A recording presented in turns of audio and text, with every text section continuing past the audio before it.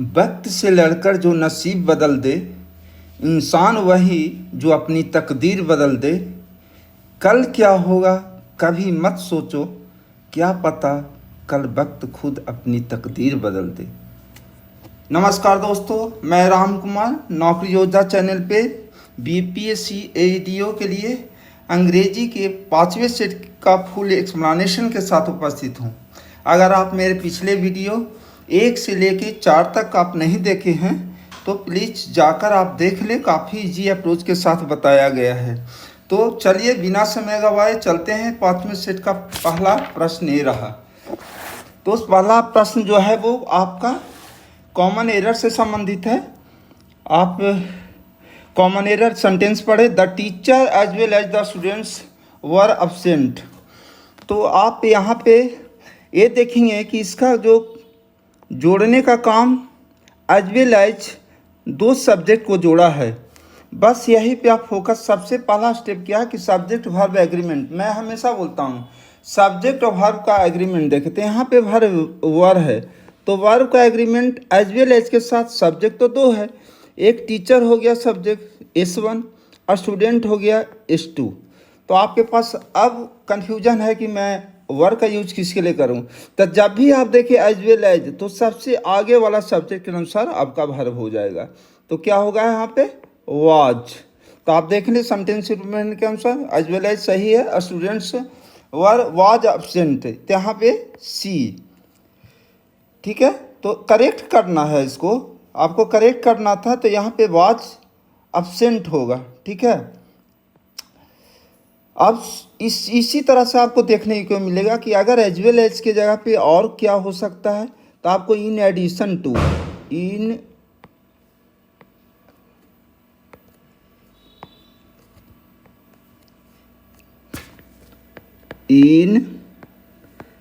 Addition to, along with अगर ये भी हो तो आप इसी तरह से फॉलो करेंगे।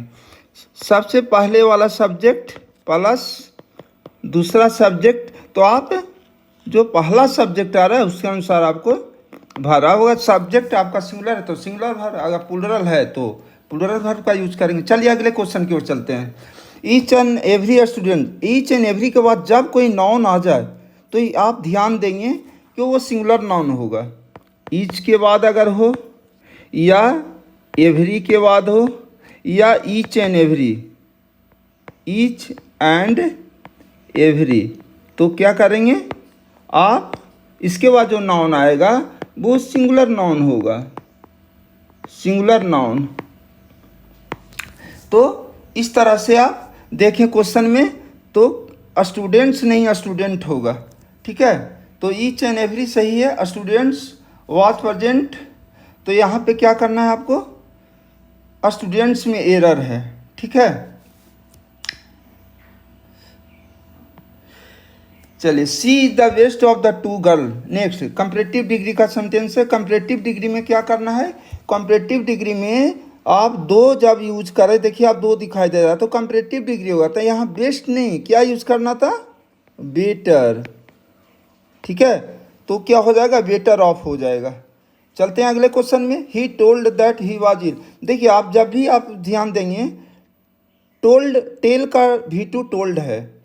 ठीक है, तो पास्ट सिंपल जिसको बोलते हैं टोल्ड है वो। तो टेल के साथ, टेल जो है, टेल के साथ ऑब्जेक्ट देना जरूरी है। जब भी सेंटेंस के बाद आप डैट यूज कर रहे हैं, आगे कर रहे हैं, तो इसके साथ ऑब्जेक्ट आना चाहिए। तो टेल के बाद देखिए ऑब्जेक्ट तो है नहीं, तो करना क्या है, तो टेल के बदले आप सेड का यूज करें। से का होता है V2 सेड। ठीक है, तो से के साथ आप यूज क्या करेंगे, से के बाद ऑब्जेक्ट देने की ज़रूरत आपको नहीं है। तो ऑब्जेक्ट देने की ज़रूरत नहीं है तो क्या काम करेंगे, यहाँ टोल्ड नहीं, यहाँ पे सेड होगा। चलिए अगले क्वेश्चन की ओर चलते हैं। एब्सर्ड, एब्सर्ड का मतलब क्या होता है, बेतुका, हास्यास्पद। तो ये एब्सर्ड का मतलब होता है बेतुका, क्या बोलते हैं, बेतुका, हास्यास्पद, हास्यास्पद। अगर इंग्लिश में इसका सिनोनिम्स की चलेंगे तो आप बोल सकते हैं, क्या बोल सकते हैं, रिडिक्यूलस, हास्यास्पद का रिडिक्यूलस, रिडिक्यूलस। ठीक है, इससे आप अगर आप इन चीज़ों को सिनोनिम्स दो दो भी याद करेंगे तो काफ़ी सिनोनिम्स आपके पास हो जाएगा। पहले दो दो याद करें, ऐसे तो बहुत होता है, सिली है, इलॉजिकल है, तो बहुत सारे वर्ड हैं, बट दो दो वर्ड भी याद करें तो आपको आपका वर्ड पावर यानी रीच हो जाएगा। चलिए एब्सर्ड का जैसे एग्जांपल के तौर पे बोलता हूँ, आवाज कैन हर्ड, क्या मैं ए कैन आवाज कैन हियर, तब इसका मतलब ट्रिकी मेमोरी की तहत बता रहा हूँ कि क्या कोई बात सुन सकता है, नहीं, तो ये स्टेटमेंट क्या हो गया, एब्सर्ड स्टेटमेंट हो गया। तो इस सिचुएशन में हम बोल सकते हैं एब्सर्ड का बेतुका हस्वत है। देखिए ऑप्शन में क्या होगा, सेंसिबल होगा, नहीं, ए इसका एंटोनिम्स है, तार्किक, लॉजिकल, तार्किक, तो इस तरह से आपका फुलिश इसका आंसर होगा। चलिए अगले क्वेश्चन के, कॉन्सिपिक्यूअस, कॉन्सिपिक्यूअस का मतलब क्या हो गया कि जो कि आसानी से दिखने वाला, अगर भीड़ के बीच में कोई आदमी लाल शर्ट पहने हुआ है तो कॉन्सिपिक्यूअस है वो, तो इस तरह से हम बोलेंगे कॉन्सिपिक्यूअस, माने नोटिसेबल, माने इजीली, जिसको कि आसानी से ध्यान आकर्षित करने वाला। आप ऐसे कर ले, लिखेंगे ध्यान आकर्षित करने वाला, या आसानी से दिख जाने वाला, ऐसा बोल सके, दिखाई देने वाला, या जो स्पष्ट हो, क्या बोल सकते हैं, स्पष्ट।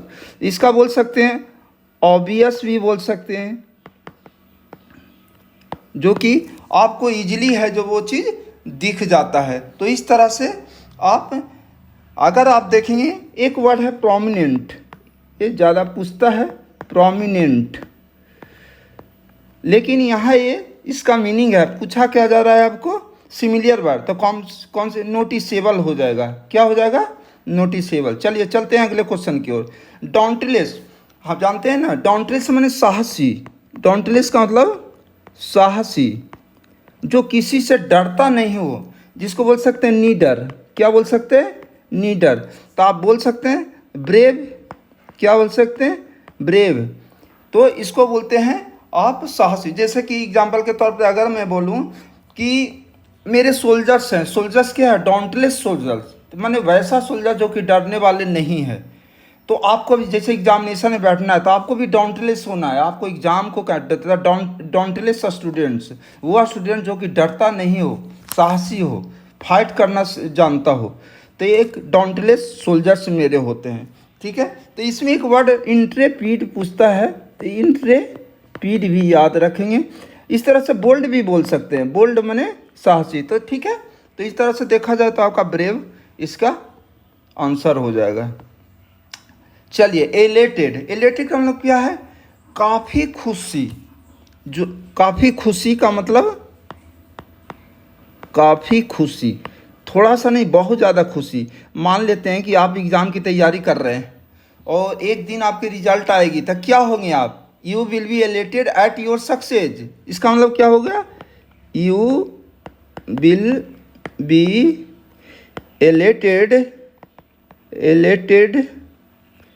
एट योर सक्सेस, काफ़ी खुश होंगे अपनी सफलता पे, काफ़ी प्रसन्न होंगे, फूले नहीं समाएंगे, तो उसको बोलते हैं क्या, एलेटेड का क्या हो गया आपका, जॉयफुल बोल सकते हैं। ठीक है, चलिए अब चलते हैं अगले क्वेश्चन की ओर। होस्टाइल, होस्टाइल का मतलब क्या हुआ, दुश्मनी, होस्टाइल का मतलब दुश्मनी या शत्रुतापूर्ण, क्या बोलते हैं, शत्रुतापूर्ण। ये वर्ड बहुत ज़्यादा सिनोनिम से पूछा जाता है। एक वर्ड है एंटागोनिस्टिक, क्या बोलते हैं, एंटागोनिस्टिक, याद रखेंगे इस वर्ड को। एंटागोनिस्टिक का मतलब होता है शत्रुतापूर्ण, या अनफ्रेंडली भी बोल सकते हैं, क्या बोल सकते हैं, अनफ्रेंडली, अमित्रवत, अनफ्रेंडली, जिसको बोलते हैं अमित्रवत, माने मित्रतापूर्ण व्यवहार नहीं होना, यानी विरोधी, यानी अपोस्ट भी बोल सकते हैं, क्या बोल सकते हैं, अपोस्ट, यानी विरोधी। मान लिया आपका कोई दुश्मन है ना, तो होस्टाइल आपके साथ रिलेशनशिप रहेगा, ये एडजेक्टिव है होस्टाइल। ठीक है, तो होस्टाइल यानी कि, तो इसका आपको क्या, सिमिलियर इन मीनिंग, तो हॉस्टाइल का देखिए अनफ्रेंडली। ठीक है, अगले क्वेश्चन की ओर चलते हैं। एफ्लुएंट, एफ्लुएंट का मतलब होता है धनी। क्या होता है? धनी। आप जानते हैं ना, रिच, रिच जानते हैं, ठीक है। और से ही होता है धनी का एक वेल ऑफ का यूज बहुत ज़्यादा करता है। वेल ऑफ मीन्स होता है धनी। तो ठीक है, तो इस तरह से आप वर्ड को एनरिच करने का प्रयास करें। प्रोस्पेरस वर्ड, प्रोस्पेरस, देखिए प्रोस्पेरस दे रखा है तो सी आंसर हो जाएगा। चलिए अगले क्वेश्चन की ओर। एंटोनिम्स, एंटोनिम्स का मतलब अपोजिट वर्ड, याद रखिएगा क्या होता है? अपोजिट वर्ड, उल्टा अर्थ रखता। पहले तो अब डिलीजेंट का मतलब होता है मेहनती। डिलीजेंट का मतलब होता है मेहनती। जैसे इंडस्ट्रियस बोल सकते हैं, इंडस्ट्रियस। इंडस्ट्रियस का मतलब होता है मेहनती, ठीक है। अब तो लेबोरियस एक वर्ड होता है, लेबोरियस, ठीक है। तो यहाँ हार्ड वर्किंग, तो हार्ड वर्किंग कर दीजिए, ठीक है। चलिए अगले क्वेश्चन की ओर। आपका क्या एंटोनिम्स है? एंटोनिम्स में ध्यान रहे, एंटोनिम्स मारना है, ये सिनोनिम्स में टिक किया हूँ।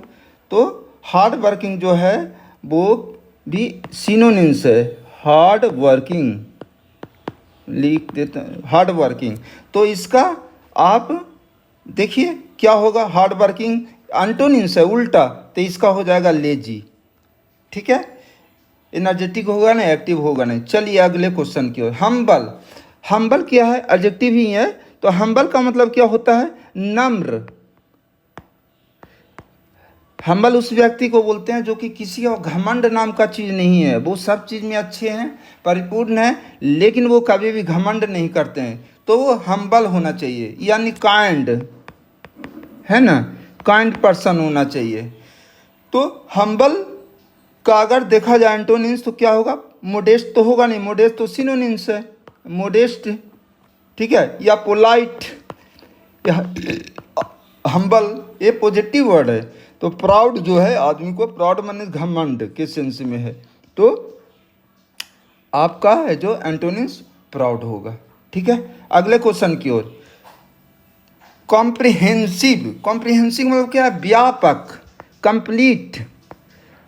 क्या बोलो? कंप्लीट, कंप्लीट यानी जिसको बोलते हैं व्यापक, संपूर्ण। तो जैसे कंप्रिहेंसिव एक्सप्लेनेशन मैं कर रहा हूँ अभी, ये एडजेक्टिव है, ये क्या है? एडजेक्टिव है। तो कंप्रिहेंसिव एक्सप्लेनेशन बोल सकते हैं, यानी पूर्ण विस्तार से जो व्याख्या सहित एक्सप्लेनेशन, ठीक है। तो इसको बोलते हैं कंप्लीट या थ्रू आउट। तो आप देखिए क्या है? एंटोनिम्स पार्शियल हो जाएगा। चलिए अगले क्वेश्चन की ओर। आप देखिए one word substitution, a person who knows everything. देखिए एवरी जहाँ है ना, वहाँ ओमनी वर्ड जोड़िए वन वर्ड सब्स्टिट्यूशन में। तो देखिए ओमनी कहाँ है? ओमनिशियंट। इसमें दो वर्ड से जुड़ा है, एक ओमनी, ओमनी मीन्स एवरी, और साइंस, सीएंट, साइंस से बड़ा सीएंट। तो साइंट का मतलब हो गया नॉलेज। तो यहाँ ओमनी मीन्स एवरी, यानी कि हर नॉलेज रखने वाला, तो ओमनीशियंट होता है। इसी तरह से कुछ वर्ड आता है ओमनी से जो आप याद रखेंगे। ओमनी पोटेंट, एक आता है ओमनी पोटेंट। तो पोटेंट मीन्स पावरफुल, जो सबसे ज़्यादा पावरफुल, गॉड से बड़ा पावरफुल कौन हो सकता है, ठीक है। एक होता है ओमनी प्रेजेंट, ओमनी प्रेजेंट जो हर जगह मौजूद है। तो भगवान के बारे में बोल सकते हैं ओमनी प्रेजेंट, हर जगह मौजूद है। ये दो पार्ट पावर जिससे 11th में लिख दिया हूँ, ओमनी से स्टार्टिंग था, इसलिए मैं आपका वर्ड पावर एनरिच करें मैं इसका जिक्र किया हूँ। चलिए अगले क्वेश्चन की ओर। A person who is new to a place or activity, वह व्यक्ति जो किसी भी प्लेस के लिए या किसी कार्य के लिए नया हो। मान लीजिए कोई नया नया आया है, तो उस व्यक्ति को नौसिखिया बोलते हैं। क्या बोलते हैं? नौसिखिया, ठीक है, यानी कि बिगिनर बोल सकते हैं। इसको क्या बोल सकते हैं? बिगिनर। या अमेच्योर एक वर्ड आता है, अमेच्योर। देखिएगा स्पेलिंग मिस्टेक में भी अमेच्योर कर देता है बहुत बार। तो अमेच्योर, बिगिनर। तो यहाँ पे क्या है? नौविस, नौसिखिया को बोलेंगे। वेटरन होता है अनुभवी आदमी, जो कि बहुत दिन तक किसी काम में अनुभव है, स्किल्डफुल आदमी है वो, उसको वेटरन बोलते हैं। वेटरन मीन्स अनुभवी, लिख लीजिए अनुभवी। तो आपको क्या बोल रहा था कि one person who is new to a place, नया नया नया आदमी सीखिया हो गया। चलिए अगले क्वेश्चन की ओर। A thing that can not be heard, वैसा चीज जिसको सुना नहीं जा सकता, तो इनऑडिबल, सीधी सी बात है। ऑडिबल तो होगा नहीं, ऑडिबल जिसको सुना जा सकता है। इनविजिबल जो देखा नहीं जा सकता हो। कैन नॉट बी सीन अगर रहता तो इनविजिबल हो जाता। तो ठीक है, चलिए। A place where animals are kept, ऐसे जगह जहाँ की एनिमल को रखा जाता है। मैं पहले भी बता चुका हूँ दोस्त, इन सारे वर्ड का एक्वेरियम फिश से संबंधित है ना, और एक बीज से संबंधित है और एक वर्ड से संबंधित है। तो इस तरह से मैं इन तीनों वर्ड का यूज किया हूँ। तो मेनेग्री एनिमल से संबंधित है। किससे संबंधित है? एनिमल से संबंधित है। तो मेनेग्री एनिमल से संबंधित है, तो उसको बोलते हैं पशुशाला, जहाँ रखा जाता है। यही पूछ रहा है आपको। A place where animals are kept, तो मैं मेनेग्री। चलिए अगले क्वेश्चन की ओर। एट 11th आवर, एक फ्रेज का मतलब क्या है समझते हैं? कहते हैं कि जैसे भोज के समय कोहड़ा रोपना बोलते हैं ना, तो अंतिम क्षण में, इसी का मतलब एट 11th आवर बोलते हैं। एट द लास्ट मोमेंट माने अंतिम क्षण में, अंतिम क्षण में। जैसे एट 11th आवर में आप तैयारी करेंगे तो आपका रिजल्ट नहीं होगा, एग्जाम है और उससे 5 दिन पहले आप तैयारी करेंगे, तो उस सिचुएशन को बोलेंगे एट 11th आवर। तो एट द 11th आवर का मतलब अंतिम क्षण में, एट द लास्ट मोमेंट। ठीक है, चलिए। A piece of cake, a piece of cake का मतलब कि इजी वर्क को अ पीस ऑफ केक को बोलते हैं। किसी भी काम को आसान लग रहा है तो उसको बोल सकते हैं कि it is a piece of cake for me. ठीक है, तो इजी टास्क। चलिए, आसान काम लिख देता हूँ, आसान काम। चलिए, क्राई ऑफ स्पिल्ट मिल्क, समझे इसका मतलब? दूध जल गया उस पर रोना। क्या रोने से फायदा? इसका मतलब है कि पास्ट के चीज़ों के बारे में जो घटित हो गई उसको लेके रोते रहना, कंप्लेन करना, रिग्रेट करना। तो पहला हो गया आंसर। चलिए अगले क्वेश्चन की ओर। Cut the Gordian knot, Gordian knot का मतलब क्या है? कि कट द गॉर्डियन नोट का कि बहुत ही डिफिकल्ट प्रॉब्लम को सोल्व करना। जैसे साइंटिस्ट वगैरह होते हैं तो क्या है, उनके लिए चैलेंज होता है, बहुत सारी चीज़ें हैं, डिफिकल्ट चीज़ें, प्रॉब्लम को वो लोग सोल्यूशन निकालते हैं। ठीक है, तो आज cut the Gordian knot, solve the difficult problem. चलिए अगले क्वेश्चन की ओर। Once in a blue moon, कहते हैं ना कि दूज का चांद होना। दूज का चांद का मतलब, इसका मतलब हो गया कि वेरी रेयरली। ठीक है, तो दूज का चांद, once in a blue moon, यानी वेरी रेयरली। ठीक है, तो इस तरह से आप वर्ड पावर को एनरिच करें और चीज़ों का है जो समझने का प्रयास करें। तो वंस इन अ मून का मतलब कि कभी कभार, कभी कभार बोलते हुआ, कभी कभार मेरे यहाँ आता है ना। तो आप बोल सकते हैं he came to me once in a blue moon, वह कभी कभार मेरे पास वो आया। तो he came to me once in a blue moon. अब चलिए, स्पेलिंग मिस्टेक। स्पेलिंग मिस्टेक में अकड़, अकड़ क्या है? अकड़ का मतलब है कि अकड़ स्पेलिंग मिस्टेक में अक्सर पूछता है। इसमें दो चीज़ है जो याद रखेंगे, हमेशा डबल डबल होता है। एक सी डबल होगा, एक आर डबल होगा। तो इसी तरह से याद रखेंगे इसको, सी भी डबल होगा और आर डबल होगा। तो देखिए, ओ डबल सी, इसमें तो डबल है ना, तो यानी बी आंसर हो जाएगा। चलिए अगले क्वेश्चन की ओर। ओकेजन, ओकेजन में केवल सी डबल रहता है। ठीक है, तो ओकेजन आपका सी में देखिए, O double C A S I O N, C for Canada. तो ओकेजन। स्पेलिंग करेक्शन में और क्या? कैलेंडर, CALENDAR, कैलेंडर में रहता है। ठीक है, चलिए। Intelligent, intelligent INTELLIGENT। Manageable, manageable में थोड़ा सा ध्यान देंगे कि मैनेज एक वर्ड आता है MANAGE अब प्लस ABLE, अगर दोनों जुड़ेगा ना तो ई भी रह जाता है। तो यहाँ पे केयर करेंगे, तो बी आंसर है। दोस्तों, इस तरह से मेरा पूर्ण रूप से पूरी एक्सप्लेनेशन रहा और मैं काफ़ी इजीली अप्रोच के साथ मैं आपको मैंने बताया, और मेरी जितनी भी वीडियो है वो आप रिवीजन करें। मैं सुनिश्चित करता हूं कि आपको एग्ज़ाम इजीली क्वालिफाइंग कर लेंगे। क्वालिफाइंग करना बहुत बड़ा चैलेंज है। 9 नंबर लाना है 1/3 निगेटिव में। तो इस तरह से आप रिवीजन पे ज़्यादा फोकस करें, स्टडी से ज़्यादा रिवीजन पर फोकस करें। तो चलिए, मेरा साथ देने के लिए बहुत बहुत धन्यवाद। अगर मेरी वीडियो आपको पसंद आई हो तो please like and share sure कर दें और सब्सक्राइब भी कर दें ताकि अगली वीडियो आपको मिल जाए। धन्यवाद।